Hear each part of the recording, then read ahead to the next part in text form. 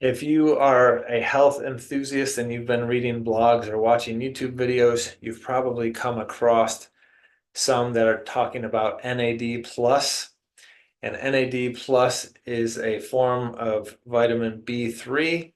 NAD stands for nicotinamide adenine dinucleotide, and it is a part of your cell that carries hydrogen to help with redox enzymes, with energy production, with all kinds of different things.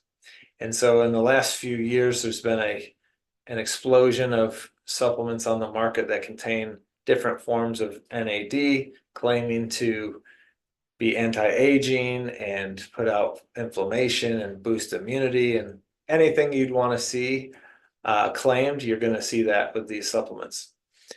But the research is uh, controversial in terms of which form of NAD is the best. Is it niacin? Is it nicotinamide? Is it NAM? Is it nicotinamide riboside? Like there's a bunch of different forms, and there's not a ton of great research so far on humans supporting any one of them.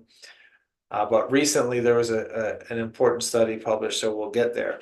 But this paper is back from 2018, and they're saying, hey, there's therapeutic potential of NAD boosting, but is there evidence at this point? So at the point of 2018, what did we know? Well, let's dive in. NAD is, again, nicotinamide adenine dinucleotide. NAD plus levels steadily decline with age, resulting in altered metabolism and increased disease susceptibility. So you can see why they would be important if these actually do what the label says, because who doesn't want to boost their metabolism as they age? Most people do. Who doesn't want disease prevention as they age? Most people do, right? So restoration of NAD plus levels in old or diseased animals can promote health and extend lifespan, prompting a search for safe and efficacious NAD boosting molecules. Such molecules hold the promise of increasing the body's resilience, not to just one disease, but to many, thereby extending healthy human lifespan. So let's jump down to some graphics.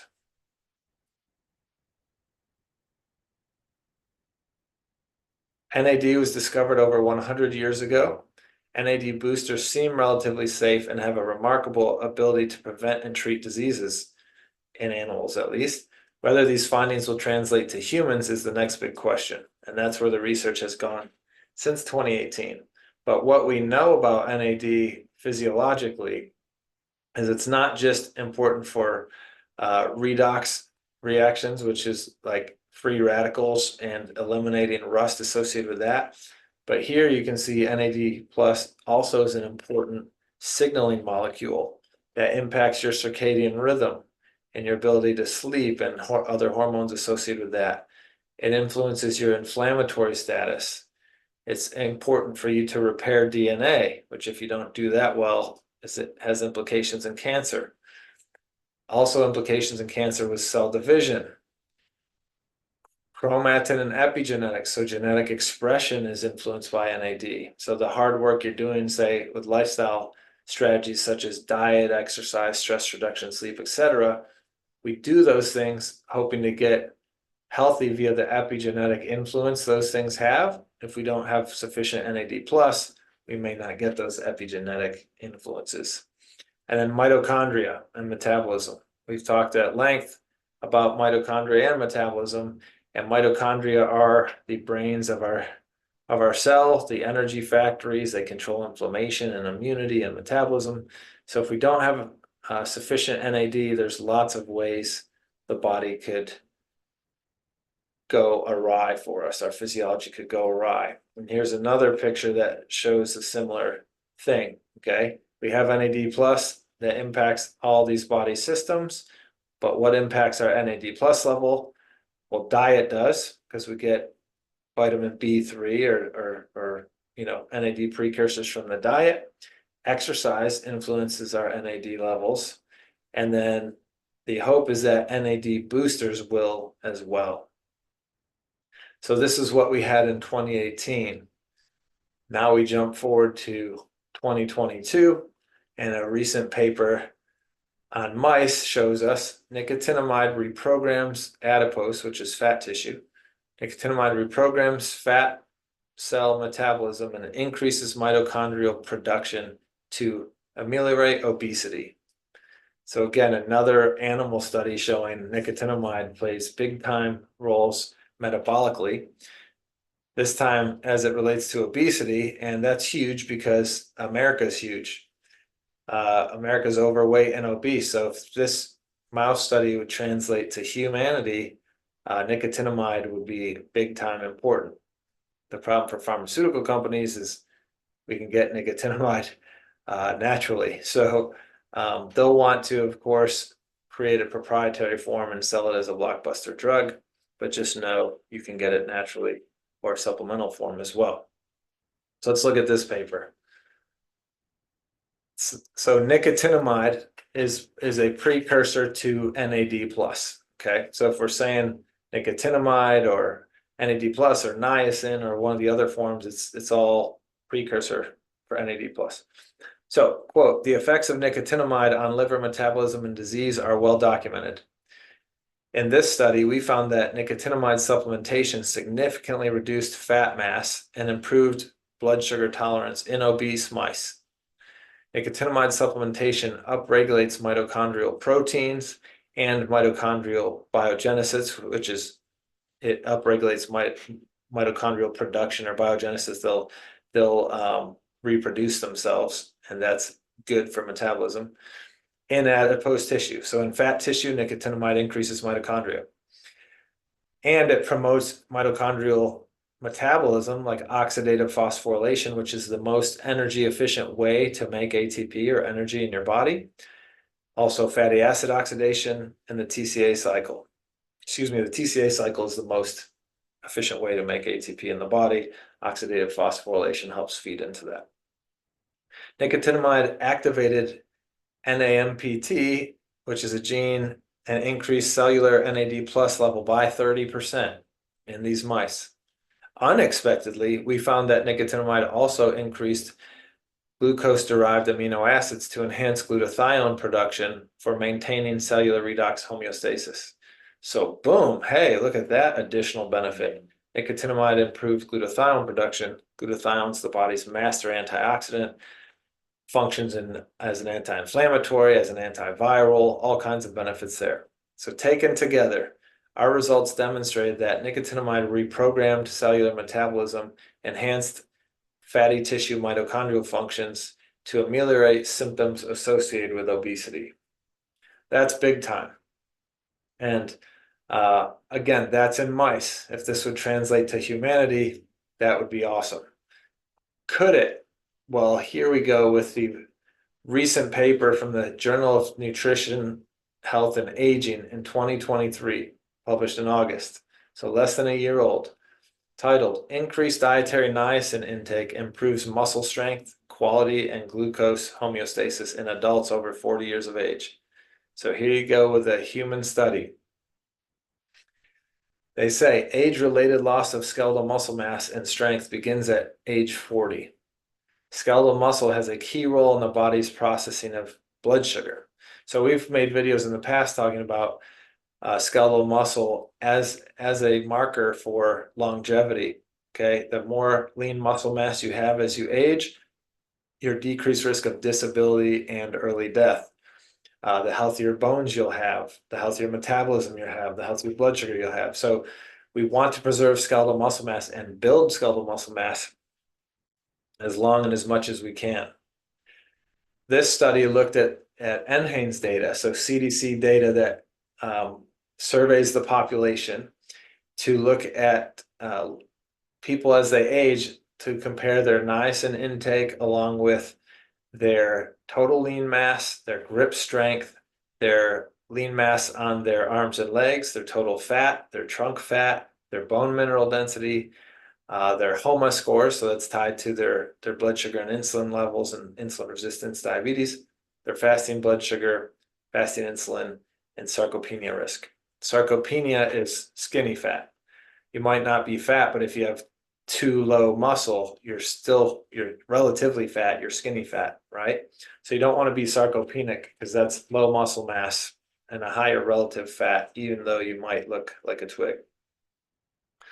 So the results, Higher dietary niacin intake was significantly correlated with higher grip strength, higher total lean mass, higher appendicular lean mass, so that's arms and legs, higher total bone mineral content, higher dietary niacin intake was significantly associated with lower total fat, lower trunk fat, and lower sarcopenia risk.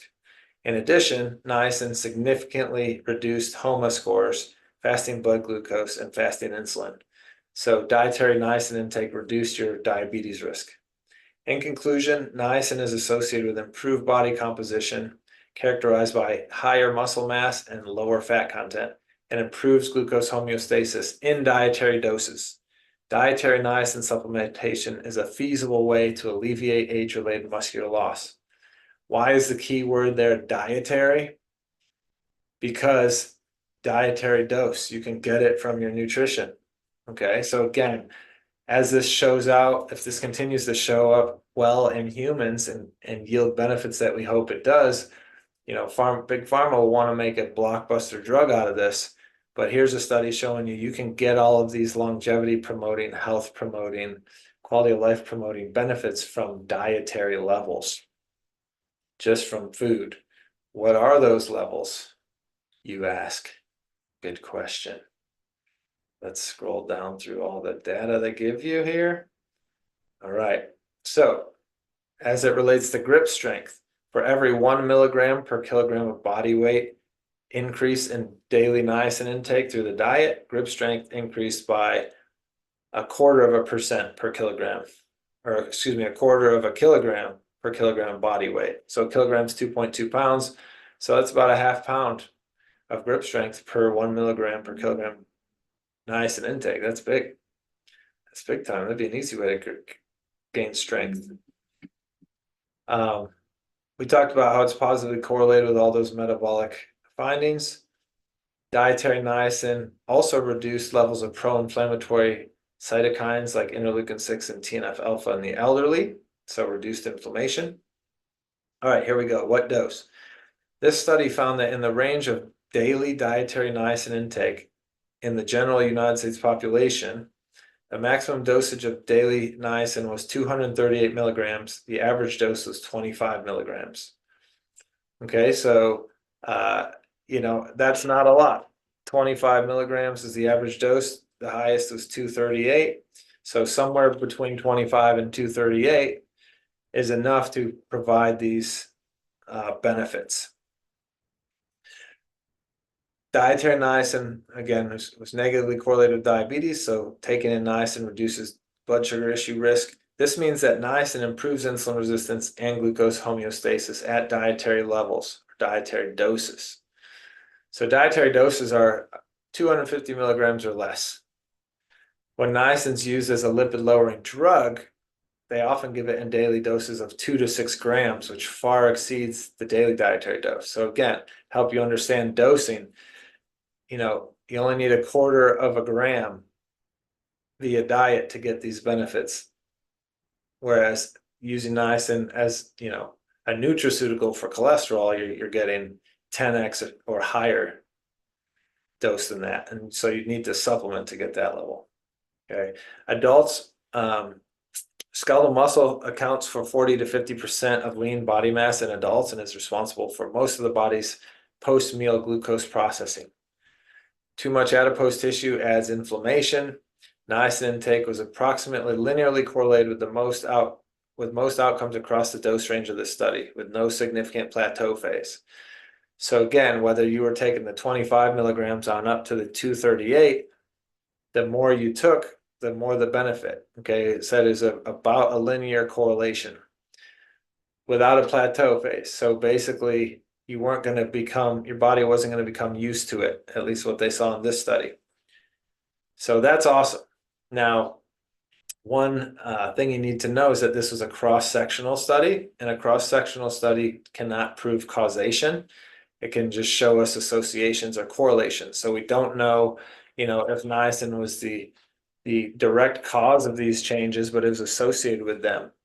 And so with the ease of getting niacin in the diet, and if you were to supplement it with how cheap it is, it's something easy to do to help prevent disability and early death in a very inexpensive way with almost no risk. So in conclusion, niacin intake at dietary doses in people aged 40 and older is associated with increased skeletal muscle mass and strength and loss of body fat and may improve glucose homeostasis. Dietary niacin may help to slow the occurrence of age-related sarcopenia and reduce the incidence of adverse events in middle-aged and elderly people. So again, if you're out there and you're looking to age gracefully, here's an early study on humans showing that niacin intake was correlated with better body composition and health outcomes.